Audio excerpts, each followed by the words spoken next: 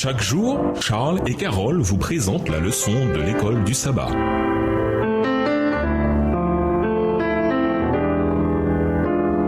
Bienvenue dans votre émission Dieu nous parle. Nous voilà à la leçon de mardi, l'ange avec le livre ouvert. La 6e trompette nous amène au temps de la fin. À quoi le peuple de Dieu est-il appelé durant ce temps ? Avant que la 7e trompette ne résonne, il y a un interlude qui explique la tâche et l'expérience du peuple de Dieu à la fin des temps. Lisons Apocalypse 10 et versets 1 à 4. Que se passe-t-il ici ? Apocalypse 10 et versets 1 à 4. Ensuite, je vis un autre ange puissant descendre du ciel enveloppé d'une nuée. Un arc-en-ciel auréolait sa tête. Son visage rayonnait comme le soleil et ses jambes ressemblaient à des colonnes de feu. Dans sa main, il tenait un petit livre ouvert. Il posa son pied droit sur la mer et le gauche sur la terre. Il se mit à crier d'une voix forte comme rugit un lion.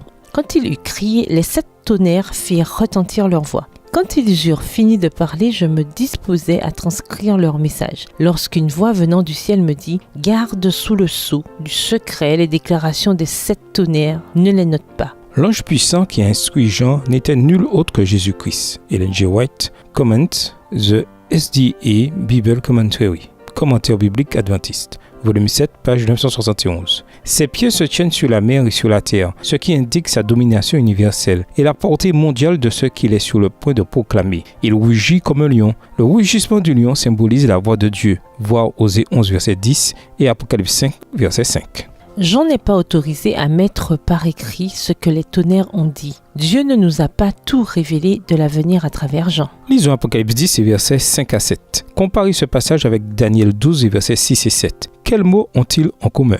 Apocalypse 10 et versets 5 à 7.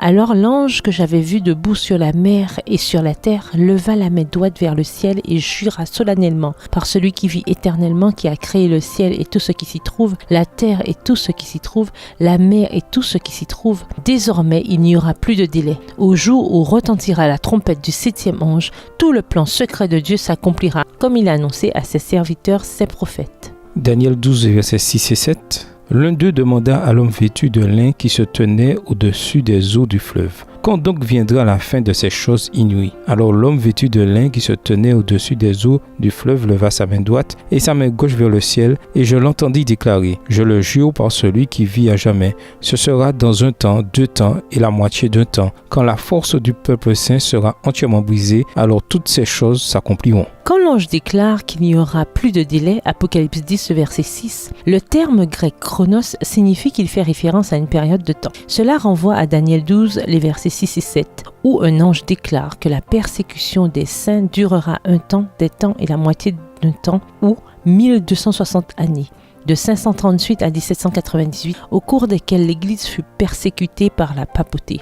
Comparez Daniel 7, le verset 25. Puisque dans Daniel et l'Apocalypse, un jour prophétique symbolise une année, Nombre 14, verset 34 et Ézéchiel 4, verset 6, 360 jours équivalent à 360 années et 3 ans et demi ou années équivalent à 1260 jours ou années. Un jour ou l'autre après cette période prophétique, la fin viendra. La déclaration selon laquelle il n'y aura plus de délai renvoie aux prophéties temporelles de Daniel, en particulier les 2300 jours prophétiques de Daniel 8, verset 14, de 457 avant Jésus-Christ à 1844. Après cette période, il n'y aura plus de temps prophétique. Ellen White déclare : ce temps, déclare l'ange avec un accent solennel, représente la fin des temps prophétiques qui précédera la venue de notre Seigneur. Ainsi, nous ne disposerons pas d'un nouveau message à propos d'un temps défini. Après cette période de 1842 à 1844, il n'existe plus d'éléments définis relatifs à la période prophétique. Les calculs s'arrêtent en automne 1844.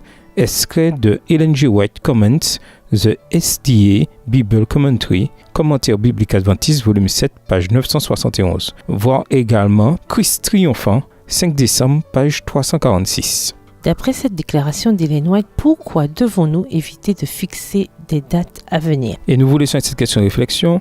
Avez-vous déjà eu l'impression que vos prières ne montaient pas plus haut que le plafond ? Quelle espérance ce passage vous donne-t-il ? Au revoir. Et à demain si Dieu veut. Dieu nous parle. Chaque jour, Charles et Carole vous présentent la leçon de l'école du sabbat.